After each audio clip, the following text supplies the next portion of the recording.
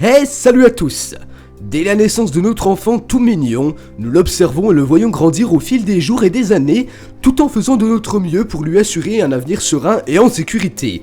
C'est ce qu'ont essayé de faire les parents de ces 5 enfants tout mignons qui ont malheureusement fini par semer la terreur dans le monde entier.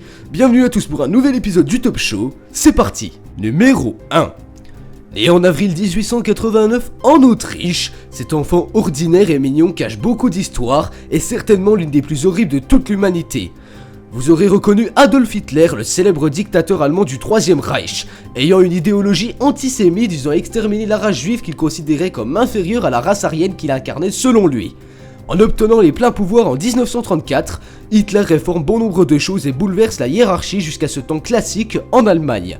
C'est en attaquant la ville frontalière allemande et polonaise de Danzig, qui permet l'accès direct à la mer grâce à son couloir, que Adolf Hitler déclare ouverte la Seconde Guerre mondiale de 1939 à 1945.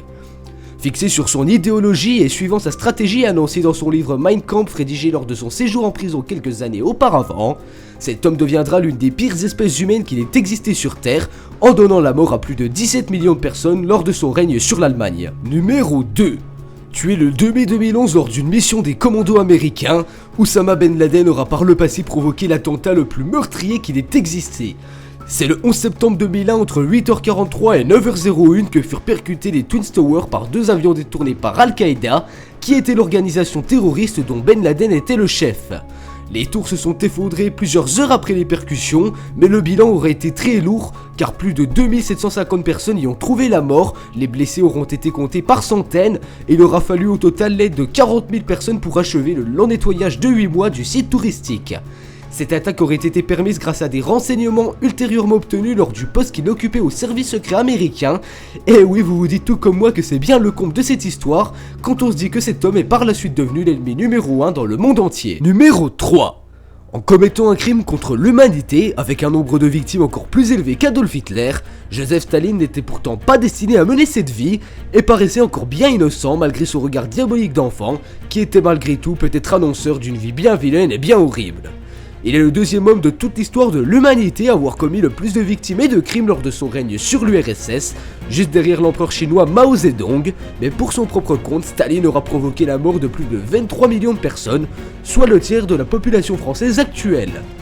Tous ces crimes auront en partie été commis lors de la révolution russe entre l'armée rouge et les bolcheviks en 1917, lors du retrait de l'URSS de la Première Guerre mondiale. Les historiens ne s'accordent pas encore sur le nombre de victimes causées par cette barbarie.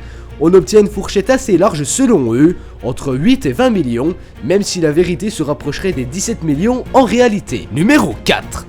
Il est reconnu par beaucoup comme le meurtrier le plus populaire de l'histoire, et pour vous dire à quel point il a semé la terreur, sa propre mère a avoué avoir eu peur de lui dès lors que celui-ci avait à peine 5 ans.